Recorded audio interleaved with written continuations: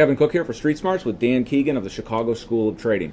All right, Dan, about 10 days ago on Monday, September 21st, you gave us a trade idea in the GLD, where it's basically a time spread. You're going to sell October and buy November.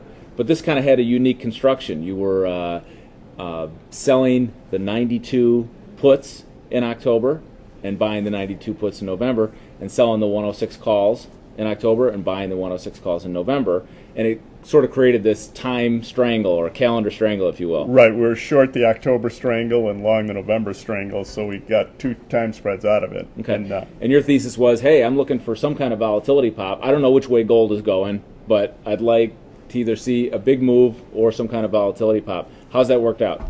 Actually, it's worked out the absolute worst it possibly could, because it stayed almost exactly where it is when we first put it on 10 days ago, which when you're long volatility, that's never a thing that you want. Right. And we've seen gold kind of flipping around $1,000, which means the GLD around 100.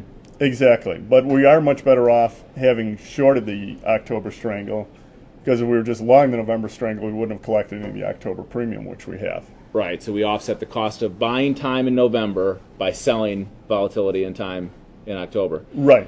Okay, so you've got a trade adjustment idea here. What do you think? We're short these October options, so we're going to roll it into a vertical spread in November. Okay. So we could bring in the OCC 92 puts, bring in the OCC 106 calls, and roll it into selling the NOV 89 puts and selling the NOV 109 calls. Okay, and so why are we going with selling different strikes in November? What does that create for us? Well, that creates two vertical spreads for us. Okay, so if we pull in our short Octobers and then sell a NOV 109 call and a NOV 89 put, we end up with a long NOV 106 109 call spread and a long NOV 92 89 put spread. Exactly. So we still want it to move in either direction, just so we have, once again, we have some premium that's working in our favor as well as against us. Okay.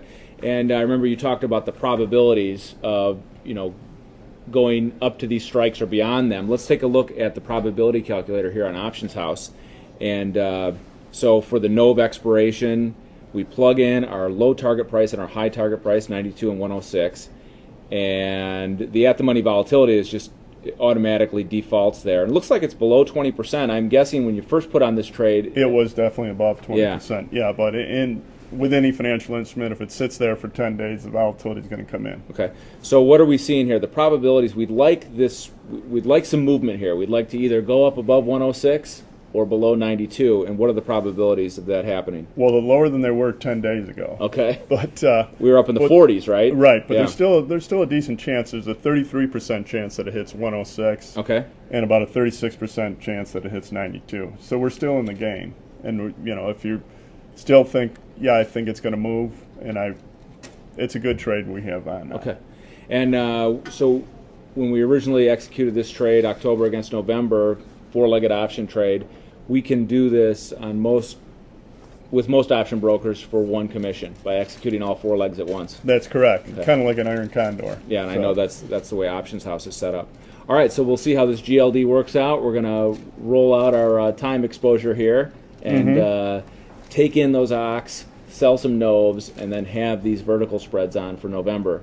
Exactly, and if it hits either one of those targets, we do well. Okay. All right, Dan Keegan from the Chicago School of Trading. I'm Kevin Cook for Street Smarts.